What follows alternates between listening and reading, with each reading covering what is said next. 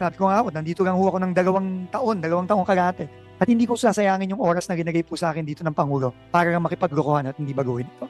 Isang linggo, isang buwan ka pa lang sa Isang buwan pa lang departamento. po, mahigit. Opo. Alam mo, Mr. Chair, baka hindi niyo alam na si Secretary Dizon, kamag-anak ko ito eh. Dizon ako eh, sa aking ina. Taga-Angeles ang nanay ko, Dizon din siya. Kaya kung magtawag kami, pinsan.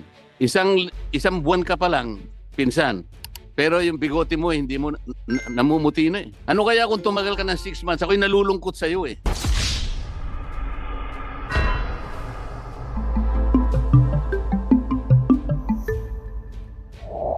So, Mr. Chair, dito po sa 2026 proposed expenditure program of DPWH, nagkaroon ng revision from 880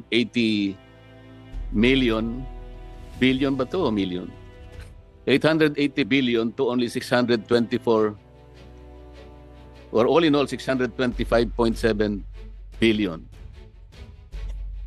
So, nawala na ba yung sabi ko rito, taba ito eh. Kumbaga, Mr. Chair, sa katawan ng tao eh.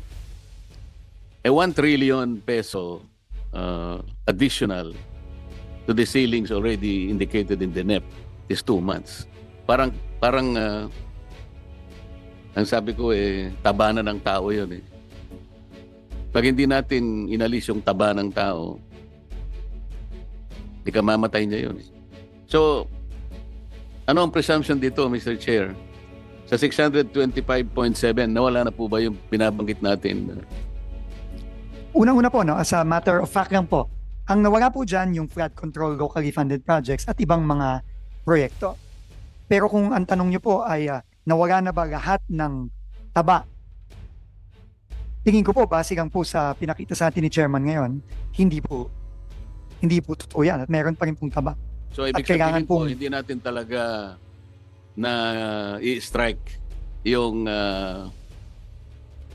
taba ng sistema. Hindi natin siya na-address. Kailangan pong i-address, pero tingin ko po ang pag-a-address sa kanya, kailangan simulan sa budget, pero kailangan din po simulan sa proseso kung paano nagpapasok ng mga proyekto sa National Expenditure Program. I think, Mr. Chair, we can start by reviewing the allocations per district. Tama Kasi po. Tama po. Nakita ko doon sa 2024, 2025, and finally 2026 budget allocation. Meron kang makikita dyan, Mr. Chair, na talagang lopsided eh. Merong bigla na lang magkakaroon sa isang district as much as 5 billion to 11 billion, samantalang iba at least 1 billion. Hindi ko maintindihan yung philosophy behind that eh. Sa palagay ko, yung nakapark dyan at saka yung taba-taba dyan, nandyan lamang yan eh.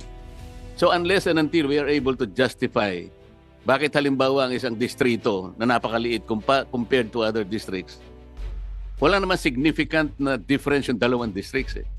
Pero makikita mo, 11 billion yung isa is only 3 billion. I don't think that is justified. So, kailangan po siguro nating suyurin, Mr. Chair. Hanggat hindi po natin nagagawa yon, hindi po mawala yung taba. Pagkatapos yung leadership, Mr. Chair, ako po, nagtagal po ako sa House of Representatives. Eh. Mabuti na lang, party list lang ako. Hindi ko po minamalit ang party list. Pero kaya ko lang nasasabi sa party list, naging kalakaran na lang eh. Pag party list ka po, masaya ka na sa 150 million eh. Yung inyo pong constituency is nationwide. Mr. Chair, para ka rin senador eh, pagka party list ka eh. Kasi nationwide ka eh. Pero ang budget mo, pang budget lang ng barangay kapitan. 150. Samantalang ang regular congressman, nag-a-average po ng 1B. Nasaan po yung katwiran doon, Mr. Chair? Nationwide kami, sa kagustuhan ko halimbawa na masuklian ko ng utang na loob dahil sa napakaraming botong nakuha ko sa iba't ibang panig, i-apportion ko sana. Sa 150 million, Mr. Chair, yung isa mabibigyan mo lang ng 300,000 na lang o kaya 250,000 at sasabihin sa iyo ng mayor, salamat po congressman sa binigay nyo, at least may tatayo ko na po yung kubeta na. Nakita po ninyo kung gaano po. Samantalang ang isang distrito, 11 billion, merong 8 billion, merong 6 billion. Secretary, Mr. Chair, hindi ko po nakikita yung justification. Kaya nga ang tanong how do you allocate the finite resources of this country? Yung economist, sandali lang niyang sasabihin sa atin. Alam niyang kwentahin eh. Marami siyang variables, marami siyang parameters. Pero dito po, pag tiningnan nyo isang distrito, wala kang makikitang significant variable o indicator kung bakit mas marami ang dapat niya makuha. So let's start with that. That is supposed to be the starting point. Ang sabi mo kanina, Secretary, we should err at the side of caution. Gusto kong palitan. We should act at the side. Ayoko magkamali tayo. Not even erring. We should act on the side of caution. Agree po, Mr. Chairman. 100%. And then, Mr. Chair, kung pwede ko pang idagdag sana to, dito po itong Asset Preservation Program ng DPWH. 2022 to 2025, talagang papataas po yung expenditures. 117 million, a billion. 2023, 124 billion. 2024, 139 billion. 2025, 153 billion. Talagang papataas eh. Mr. Chair, tama naman ito eh, sapagkat kapag itong perang ito nagamit natin sa tamang pamamaraan, magagamit natin ng mas matagal ang ating mga kakalsadahan, mga bridges and so on and so forth. Di ba tama yun, Mr. Secretary? Tama po, Mr. Chairman. Pagkatapos biglang nagkaroon ng 2026, naging 105 na lang. Ang ibig ba sabihin nito, yung papataas na ganun, 4 na taong papataas, tas bigla mong ginanon. So, naisip ba natin na wala nang kwenta yung preservation program natin, Mr. Chair?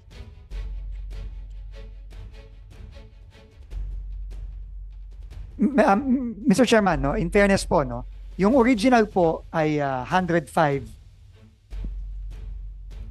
billion. Pero itinaas po ito to 115. 123. 115 po. 115 lang po. Hindi po 123. Hindi, sa record ko po kasi 123.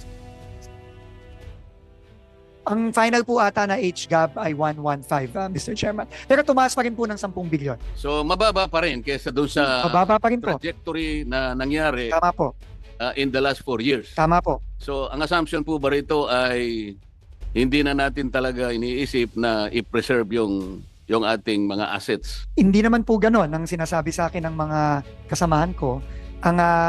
Ito lang po talaga, ang unang-una, ito po ang in-approve lang ng Department of Budget and Management nung sinubmit ng DPWH sa kanya ang asset preservation. In fact, ang in-approve lang po 105 at ito po inataasan ng konti ng HGAB to 115. Pero tama po kayo, kailangan po talaga humabol. No, kasi like ngayon po, no, ang dami po nating mga tulay na nagkakaproblema. Kasama na po halimbawa ang San Juanico, yung bumagsak na tulay sa Cagayan. No, so ito po lahat ay dapat kasama sa asset preservation program natin na unfortunately nababawasan po no itong mga nakaraang mga taon. Pero unfortunately din po ito lang po ang in-approve. Pero we will welcome po kung itataas pa po lalo ito ng House ay ng Senate Finance Committee, Mr. Chairman. Mr. Chair, akala ko yung isa po sa isasagot ninyo ay dahil sa karanasan din natin na ito pong laki ng perang ginamit natin. Halimbawa, 2022, 117 billion. Pagkatapos sumunod na taon, 124 billion, 139 billion, hanggang umabot ng 153 billion. Pero hindi po natin nakita talaga na naging matagumpay po yung preservation ng ating mga assets, lalo na yung kalsada natin. Kasi marami po kaming nakita, lalo na po yung mga projects natin kung tawagin ay road slips, ano? Meron tayong mga landslide projects na yan at saka yung slopes protection.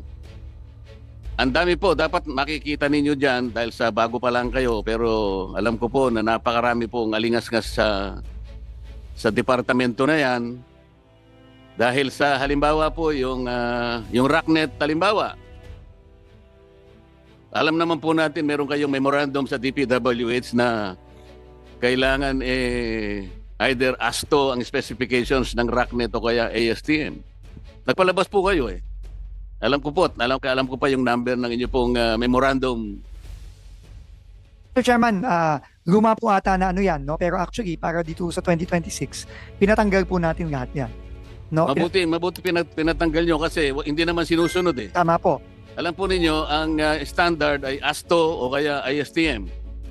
Pero ang ginagamit po pangkaraniwan, at ito'y nakita na natin sa maraming panig ng ating kapuluan, bibili sila ng Rocknet sa China. Ang presyo po ay halos 62% ang baba niya doon sa talagang dapat na gamitin. So Mr. Chair, dahil sa nung nagbidding sa ASTO yung nilagay niya, at saka ASTM, napakataas na uri ng napapangiti si Yusek Ador, alam niya ito eh. Pagkatapos bibili sa China, alam mo, Secretary, pati yung ginagamit na ilulubog horizontally at saka vertically, kung minsan dapat 5 metro, Mr. Chair, ano? 1 metro na. Alam niyo yung Rocknet kung gaano katibay yung galing sa China? Parang binalot mo ng sapot ng gagamban, Secretary. Kaya po hindi na preserve. Kaya po ang landslide gano'n na lang po nangyayari. Kaya ang alam ko, kaya po siguro nyo binaba.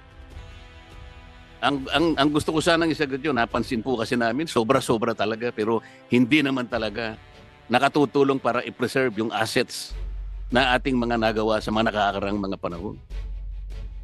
Mr. Chairman, alam niyo po, na-mention niyo po yung Rocknet. Pero habang ako'y araw-araw na tumatagal sa departamento, lahat po ng sinasabi nyo, nakikita po natin on the ground. Ngayon lang po, meron pong bumagsak na kali ngayon sa Bukidnon, kahapon. Yung Buda Road sa Bukidnon, papuntang Davao. Hindi po natin alam kung ano ang dahilan nun. Pwede pong earthquake ang dahilan, pwede pong landslide ang dahilan, pero pwede din pong kakulangan ng asset preservation ang dahilan. Dahil po itong kaling to 99 pa ata o 2000. So 25 taon na yan. No? So marami po ganito, no? At very very unfortunate po itong mga pangyayaring ito. Pero kagaya nga ng sinabi ko kanina po sa aking opening statement pala, wala po ako dito. At madali po para sa akin siguro dahil isang buwan pa lang po ako siguro dito. Isang buwan at halos isang buwan at kalahati pa lang ako dito. Hindi po ako pumunta dito para i-depensa itong mga nangyayari sa DPWH. Pero nandito po ako, ginagay po ako ng Pangulo dito at yung ang kabigin-biginan niya para po baguhin. Kaya po lahat po ng suggestion na ni Chairman na nakikita natin na obvious na may problema, talaga po dapat baguhin na natin ngayon. Kasi po, matagal na po ito. Matagal na po ito nangyayari. Hindi lang po ito ngayong taong ito. Mr. Chairman, hindi lang po the last 3 years ito. Sabi nga po ni Senator Gigarda kanina, dekada na po ito. So, ako po, sabi ko nga ako, nandito lang ako ng 2 taong kalahati. At hindi ko sasayangin yung oras na ginagay po sa akin dito ng Pangulo para makipaglokohan at hindi baguhin ito. So isang linggo, isang buwan ka pa lang sa Isang departamento. buwan pa lang po, mahigit. Opo. Alam mo, Mr. Chair, baka hindi niyo alam na si Secretary Dizon, kamag-anak ko ito eh. Dizon ako eh, sa aking ina. Taga-Angeles ang nanay ko, Dizon din siya. Kaya kung magtawag kami, pinsan. Isang buwan ka pa lang, pinsan. Pero yung bigote mo, hindi mo namumuti na eh. Ano kaya kung tumagal ka ng 6 months? Ako'y nalulungkot sa'yo eh. Alam kong gusto mong ayusin, alam kong gusto mong baguhin at magbago lahat ang problema ng departamento. At ako ay isa sa naniniwala saka gusto mo na mabago mo ang maraming problema na kinasasangkutan mo ngayon. Kung matutulungan ka lang namin sana ng higit pa sa magagawa namin ngayon, ay gagawin namin. Alam ko naman ang ating chairman ay isa sa mga maasahan natin kung pag-uusapan ay yung paglilinis ng departamento. Katulad halimbawa nung kami po ay naghihiring sa ibang komite, yung Philippine Science Agency, siya pala ay may kakayahan na magbigay ng maraming pantulong sa mga iba't ibang ahensya ng ating pamahalaan. Alam din niya kung anong pwedeng itanim sa anong lugar. Meron yata silang mga technology na nakakalap o nagagamit, may mga equipment sila. Ang sabi ko sa kanila, Mr. Chair, Secretary, bakit hindi mo tulungan ng TPWH? Hirap na hirap sila. Isip-isipin mo ka ako, yung sumbong sa Pangulo na ginagamit nila ngayon ay nanggaling sa MYPS application. Dapat sana ang ginamit yung PCMA application. Kaya makikita po ninyo kako, pag kinumpara nyo yung dalawa, magkakaroon po kayo ng discrepancy ng coordinates. So, tumatango-tango si Yusek Conti. Tama o hindi? Ako po kasi, nireview ko yung mga submissions. Dahil binigyan po ako ng USB ng Pangulo nung simulan ko po yung Blue Ribbon nung ako pa po ang chairman. Kaya hindi ko po extensively nagamit sapagkat yung lamang siniyasat namin, nakakuha na ako ng mga ilang projects, nag-random lang ako, 15 yung nakita ko, magkakaiba yung coordinates, hindi pareho. Magmula sa 67 to at least 477 meters ang coordinates na pagkakalayo. Ay sabi ko sa Philippine Science Agency, bakit hindi mo kakutulungan? Nakita mo, wala pala kayong wala pala kayong satellite connection dahil mahal daw. Sabi ko, kahit mahal ito, Secretary, kung ito ang kinakailangan para lamang yung inyong mga encoder sa baba, hindi nakakagawa ng kalokohan na ipinapalit-palit yung mga litrato na kunwari tapos na yung flood control, hindi pala tapos. Ang ginagamit lang nila mga cellphone na yung signal mahina pa. Kaya nga, pag mahina ang signal, lalong lalayo ang coordinates. Hindi ba, Yusek Ador? O, yan po eh. Isip-isipin na, sasabihin po ninyo na sa PCMA po, real time. Wala pong real time. Yung encoder po ninyo, ginagawa po niya, nag-i-encode siya every end of the month. So, monthly. Wala talaga eh. Sa totoo lamang po, wala ni isa man na po pwedeng sabihin natin real time kung anong nangyayari on the ground. Ito yung kinakailangan pong gawin. Nabiro ko pa nga po sila eh. Hinahanap po namin kako yung mali-malitang pera na nakatago sa mga iba't ibang lugar. Na nakolekta nila sa flood control. Pwede po ba niyong malaman sa magitan ng inyong equipment kung nasaan ang mga perang ito? Kahit na biro lang nasasabi namin, Secretary, sapagkat kailangan po nating gawin lahat. Ang lahat ng kaparaanan, maitama lang natin ang maraming dapat itama. Hindi natin magagawa. Siguro magtatagal bago natin magawa. Ngunit kapag naumpisahan natin by acting on the side of caution, not erring on the side of caution, yun po ang dapat natin gawin, Mr. Secretary. Mr. Chairman, we agree po, no? 100%. At ang Pangulo po mismo, yun po ang direktibang binigay niya sa akin nung bago po kumupo. At yun po ang pipilitin natin gawin. Of course, with the help po ng ating komite, ng ating mga ibang opisyalis po. Kasama na rin po ang Philippine Space Agency dahil ang satellite feed po na real time, kung meron kahit na hindi yan araw-araw, kahit na once a week lang, once every 2 weeks, napakalaking bagay na po nun kung magagawa po natin yan. Yung po mag-audit ng project natin, pwede kaya natin gawin, Mr. Chair, na kasangkapanin na lang natin ng JICA para po makita yung... Kasi sa aking pagkakaalam po, yung kanilang mga auditor, yung kanilang mga engineers, mapagtitiwalaan po eh. Baka sakaling yun po ay makatulong din sa atin. Pwede tayong humingi ng tulong po sa hindi lang sa JICA, kundi pati sa ADB at sa World Bank. No? Tingin ko yan po ay posible, Mr. Chairman. Pwede ba natin i-consider, Mr. Chair, na kasi po nung nagmi-meeting kami sa Blue Ribbon, isa po sa mga lumitaw na mga rekomendasyon. Dahil nagsisimula po yung corruption sa mga engineering districts. Pwede kayang i-streamline natin yun. Ang suggestion nga po, alisin na yung mga engineering districts. Meron ba tayong ibang alternative?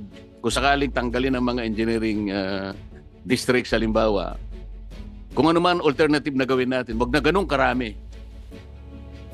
Pwede po nating pag-aralan, Mr. Chairman. No? Marami po talagang kailangan repasuhin at baguhin, no? Dito sa departamento. Dahil nakita naman po natin na yung current na sistema nagresulta dito sa nakikita na natin ngayon. So kailangan po talagang baguhin. At, Pagkaraniwan po kasi, Secretary, hindi naman lahat hindi naman lahat nangyayari sa mga districts. Ang congressman po kasi ang siyang nakapangyayari doon sa pag-appoint ng district engineer. Hindi po sa lahat ng pagkakataon ganoon. Meron namang hindi. Pati pag-alis ng engineer o district engineer, nandun pa rin sa kapangyarihan ng kung sino man yung mga kapangyarihan ng congressman na yon. So nakita po ninyo sa aming initial na pag-iimbestiga, yung first engineering district ng Bulacan, isipin po ninyo, 2022 to 2025, nakapagdala si Saldico ng 35 billion sa isang distrito. Paano po natin i-justify yun? Yun po eh. Maaring drastic po yung sinasabi namin na tanggalin lahat ang Ngunit, yung ganun pong pangyayari, kung ano man ang katapat na solusyon nun, drastic man o hindi, dapat hindi nangyayari yung ganun. 35 billion sa loob ng 4 na taon. Kulang-kulang sa 8 billion pesos per year, Mr. Secretary. So, ito po yung dapat nating tugunin. Ito po yung dapat nating i-address para yung sistema po. Mahirap baguhin ang sistema, ngunit kailangan po nating i-address sa lalong madaling panahon. Maraming salamat, Mr. Chair. maraming salamat po, Mr. Chairman. Thank you.